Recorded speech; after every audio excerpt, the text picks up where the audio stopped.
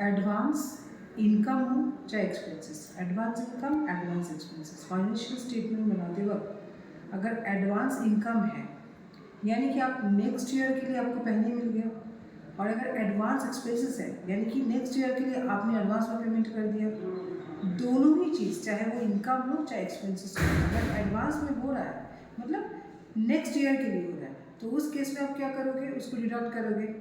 जो उसका main item है प्रॉफिट एंड लॉस अकाउंट में या ट्रेडिंग अकाउंट में आपने लिख के रखा है, चाहे वो वेजेस हो या सैलरी हो, अगर एडवांस में पेमेंट हो गया, एक्सपेंसेस है ना, वेजेस एंड सर्विस क्या एक्सपेंसेस है, अगर एडवांस में पेमेंट हो गया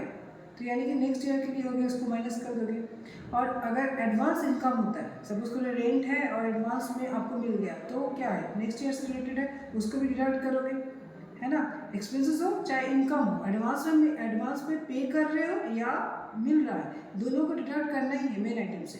दूसरी बात, बैलेंस शीट में इसका ट्रीटमेंट बदल जाती है। बैलेंस शीट में अगर एडवांस इनकम है तो आपकी लायबिलिटी है, क्योंकि काम करने से पहले ही पैसे मिल गए, और एडवांस में अगर एक्सपेंसेस होता है तो